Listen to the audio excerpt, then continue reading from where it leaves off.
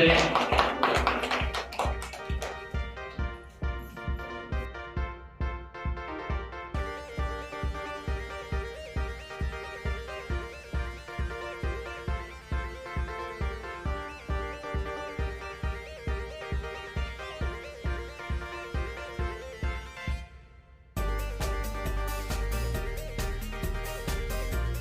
ಪ್ರಾಂಶುಪಾಲರು ಹಾಗೂ BLO ಎಲ್ಲ ವಿದ್ಯಾರ್ಥಿಗಳೇ ಪತ್ರಿಕಾ ಮಾಧ್ಯಮ,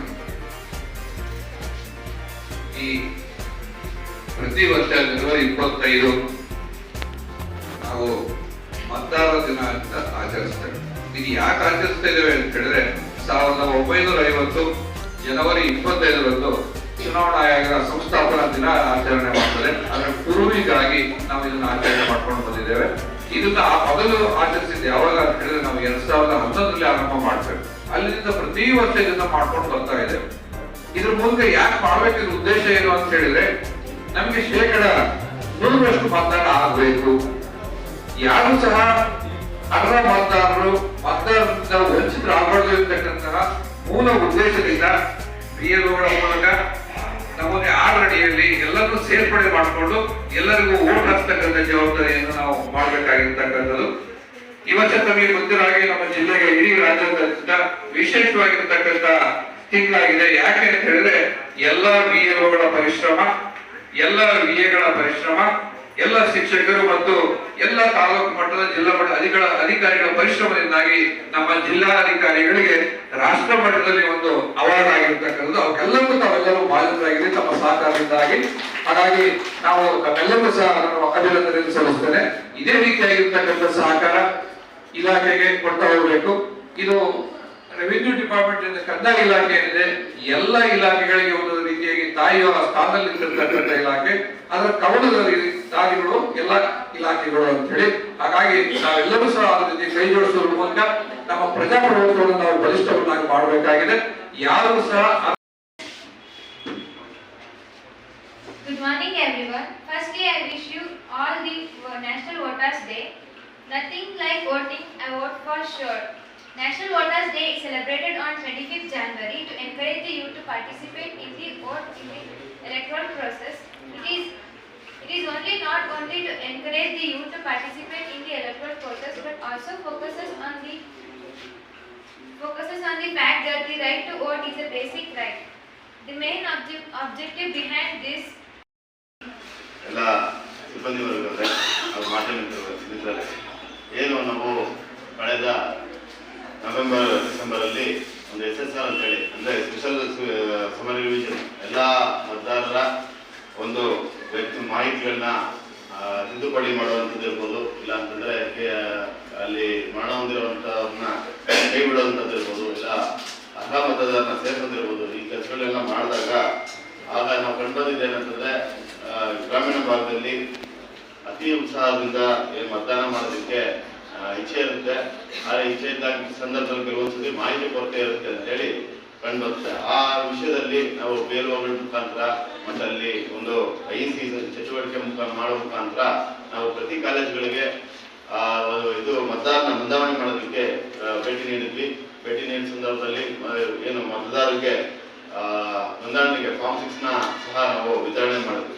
ವಿತರಣೆ ಮಾಡಿದಾಗ ನಮ್ಮ ಇಡೀ ಜಿಲ್ಲೆಯಲ್ಲೇ ಅತಿ ಹೆಚ್ಚು ಅರ್ಹ ಮತದಾರರನ್ನ ಸೇರ್ಪಡೆ ಮಾಡೋದಕ್ಕೆ ಹೊಸದುರ್ಗ ತಾಲೂಕು ಸಹ ಒಂದು 1,500 1,500 ವಿದ್ಯಾರ್ಥಿಗಳು ಕಾಲೇಜ್ ಮುಖಾಂತರ ನಮಗೆ ಫಾರ್ಮ್ 6ನ ನೀಡಿದ್ರು. ಅದಕ್ಕೆ ಏನು ಪ್ರಯತ್ನ ಪಟ್ಟಂತ ಎಲ್ಲ ಕಾಲೇಜಿನ ಪ್ರಿನ್ಸಿಪಲ್ಸ್ ಇರ್ಬೋದು, ಅಲ್ಲಿನ ವಿದ್ಯಾರ್ಥಿಗಳು ಇರ್ಬೋದು, ಅವ್ರಿಗೂ ಸಹ ನಾನು ಧನ್ಯವಾದ ಹೇಳ್ತೀನಿ. ಇದೇ ರೀತಿ ಒಂದು ಮತದಾನ ಪ್ರಕ್ರಿಯೆಯಲ್ಲಿ ಪ್ರತಿಯೊಬ್ಬರು ಸಹ ನಾವು ಭಾಗವಹಿಸಬೇಕಾಗುತ್ತೆ. ಮತದಾನ ಕೇವಲ ಹಕ್ಕಲ್ಲ, ಅದೊಂದು ಜವಾಬ್ದಾರಿ ಸಹ ಆಗಿರುತ್ತೆ. ಹಕ್ಕು ಮತ್ತು ಜವಾಬ್ದಾರಿ ಎರಡನ್ನೂ ಸಹ ತಿಳ್ಕೊಂಡು ಮುಂದಿನ ಏನು ನಮ್ಮ ಮತದಾನ ಮಾಡುವಂಥ ಸಂದರ್ಭದಲ್ಲಿ ಅದನ್ನು ನಾವು ಮತದಾನ ಮಾಡೋದ್ರ ಮುಖಾಂತರ ನಾವು ಇಲ್ಲಿ ತಿಳಿಸ್ತೀವಿ ಅಂತೇಳಿ ನಾನು ಭಾವಿಸ್ತಾ ಎಲ್ಲರಿಗೂ ಸಹ ಮತದಾನ ದಿನಾಚರಣೆಯ ಶುಭಾಶಯ ಹೇಳ್ತಾ ನನ್ನ ಎರಡು ಮಾತು ಧನ್ಯವಾದ. ಬಹಳ ವಿಜೃಂಭಣೆಯಿಂದ ಮಾಡಿದ್ದೇವೆ. ಶಿವರಾತ್ರಿ ಬರುತ್ತೆ ಮುಂದೆ ಬಹಳ ವಿಜೃಂಭಣೆಯಿಂದ ಮಾಡುತ್ತೇವೆ. ಯುಗಾದಿ ಬರುತ್ತೆ, ಮತ್ತೊಂದು ಎಲ್ಲ ಹಬ್ಬಗಳನ್ನ ವರ್ಷಕ್ಕೆ ಎಲ್ಲ ಹಬ್ಬಗಳು ಬರ್ತವೆ, ಆಚರಣೆ ಮಾಡ್ತೀವಿ, ಮತ್ತೆ ವರ್ಷ ಬರ್ತವೆ. ಆದರೆ ಪ್ರತಿ 5 ವರ್ಷಗಳಿಗೊಮ್ಮೆ ಬರುವ ಹಬ್ಬ ಪ್ರಜಾಪ್ರಭುತ್ವದ ಹಬ್ಬಗಳೆಂದರೆ ಚುನಾವಣೆಗಳನ್ನು ನಾವು ಹಬ್ಬದಂತೆ ಸಂಭ್ರಮಿಸಬೇಕು ಎಂದರೆ ನಾವೆಲ್ಲರೂ ಏನ್ ಮಾಡಬೇಕು?